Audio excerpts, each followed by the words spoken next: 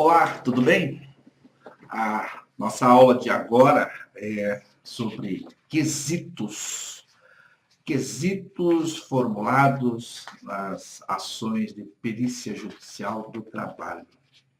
Eu tenho aqui comigo alguns quesitos relacionados a ruído, calor e agentes químicos, formulados por um aluno lá no curso de perícia judicial online.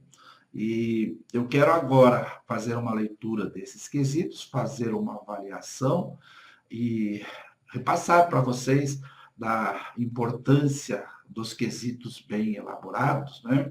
De quesitos de relevância, de pertinência, que obrigue o perito a realizar as perícias de acordo com as exigências técnicas das normas regulamentadoras, das normas de higiene ocupacional da Fundacentro.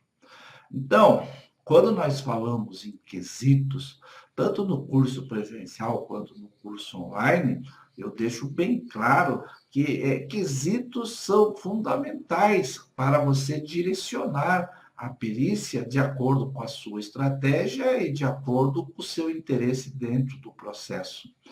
Evidentemente que eu digo direcionar para a situação certa, para que se faça justiça ao empregado.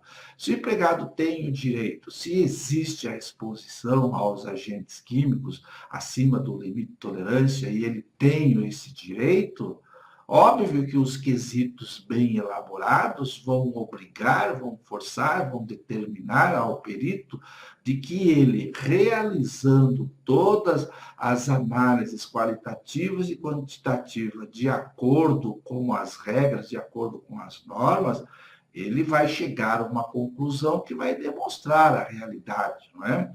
Se o empregado não está exposto aos riscos que o advogado mencionou na petição inicial, da mesma forma, o perito realizando as suas diligências de acordo com as normas regulamentadoras e de acordo com as CNHOs, ele vai chegar a uma conclusão dentro da realidade, dizendo que o empregado não tem o direito pretendido, né?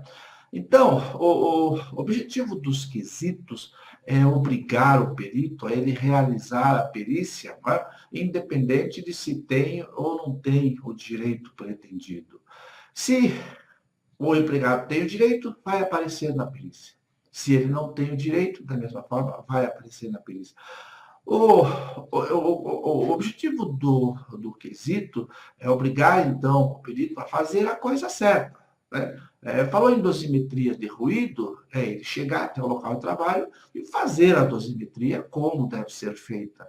Falou em calor, calcular o IBU-TG de acordo com o anexo 3 da NR15, de acordo com a NHO 06.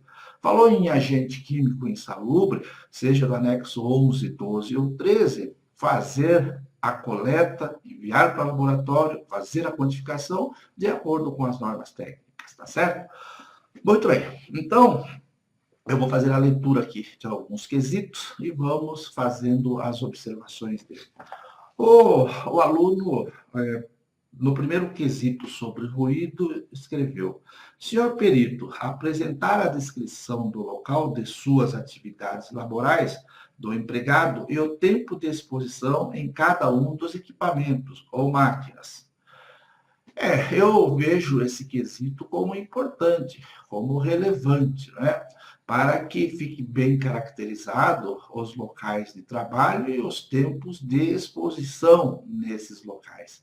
Agora, tem que se prestar atenção da forma como o perito vai desenvolver as perguntas relacionadas à descrição de local, a tempo de atividade, principalmente nesse aspecto, né? Então, estando presentes os advogados, estando presentes os assistentes técnicos, tem que se chegar de comum acordo no estabelecimento correto da realidade da exposição do empregado, da exposição em relação à máquina e em relação ao tempo de atividade, tá certo? O segundo quesito: Senhor perito, quais os equipamentos ou máquinas utilizados pelo empregado na sua atividade laboral? Aqui, o aluno, ele repetiu, né? Porque essa pergunta, a resposta dela já está no primeiro quesito. Terceiro, senhor perito, para a dosimetria de ruído, qual foi a metodologia utilizada? Ora, se o perito fez de forma correta, ele só vai ter uma resposta: a metodologia da NR15, né? Seguindo as recomendações aplicáveis lá da NHO 01. Então, esse terceiro quesito, ele é importante, ele é relevante, mas dependendo de outros quesitos que veremos se vem adiante. Porque o perito pode ter respondido uma coisa lá no seu laudo e feito outra lá nas diligências periciais. Já vi em laudo o perito dizer que usou o dosímetro para a dosimetria de ruído e o assistente técnico flagrou ele lá na perícia, tirou uma fotografia, ele usando um decibelímetro. A pergunta número 4. Senhor perito, qual foi a dose de ruído em cada setor e qual a dose final e qual foi o tempo utilizado para fazer essa dosimetria no empregado? Muito bem, é bastante relevante esse quesito, né? Porque pede ao perito para ele determinar, para ele informar qual a dose de ruído em cada local e depois a dose final. Por último, o senhor perito, anexar o laudo de calibração dos equipamentos de medição de ruído. O perito aqui, no caso, vai ser obrigado, no seu documento do laudo pericial, a anexar o documento de calibração, certificado de calibração do seu dosímetro. Muito bem. O aluno aqui fez somente 5 quesitos. Somente 5, quando eu quero dizer, não estou dizendo que deveriam ser 10, 15, 20. Os quesitos, o mais importante do que a quantidade é a qualidade. Então, aqui o aluno poderia ter colocado outros quesitos de relevância e de pertinência, por exemplo, solicitando ao perito que anexasse o fluxograma da perícia. Não é? Porque o fluxograma é a representação gráfica de toda a medição. Porque se o assistente técnico acompanhou a perícia, obviamente que ele vai verificar no local se foi feita a dosimetria de acordo com as regras estabelecidas no anexo 1 da NR15, 1 e 2 de ruído e da NHO 01. Né? O problema é quando o assistente técnico não comparece lá nas diligências periciais. O assistente técnico aqui, o aluno, poderia mencionar um quesito perguntando para o perito, em local da dose, você sempre solicitar ao perito que informe o nível equivalente de exposição, aquele que vem em decibéis, porque é o nível de exposição equivalente que vai determinar se está abaixo ou acima do limite de tolerância. Né? A dose, vamos lembrar, ela vem em percentual. E em percentual não vai responder à pergunta se está abaixo ou acima do limite de tolerância numa análise simples, porque você tem que fazer a conversão para decibel, e aí sim você vai poder fazer a comparação com o quadro 1 do anexo da NR15 lá de ruído. Né? E os equipamentos, os dosímetros, já te dão essa informação, tanto em dose quanto em decibel. Então, solicitar aqui, o interessante, uma recomendação, é de um quesito pedindo ao perito a informação do nível de exposição em decibel.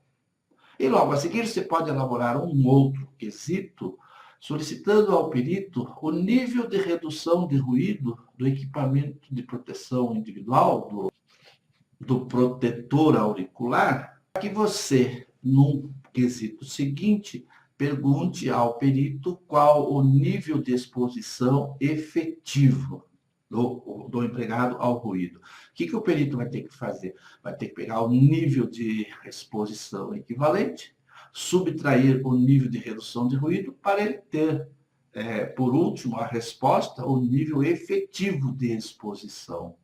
E, por último e definitivo quesito, perguntar ao perito se o nível efetivo de exposição está abaixo ou acima do limite de tolerância. E a resposta do perito, dizendo se está abaixo ou acima do limite de tolerância, vai terminar a perícia, vai finalizar com esse assunto de ruído, demonstrando se o empregado tem ou não tem o direito ao adicional de insalubridade pela exposição ao ruído. Tá certo? Muito bem. Vamos adiante. Ok? Muito bem. Então, nesse vídeo, nós fizemos a avaliação de quesitos sobre ruído, formulados por um aluno lá do curso online. No próximo bloco, no próximo vídeo, nós vamos ver os quesitos para o risco do calor, tá certo? Vamos lá.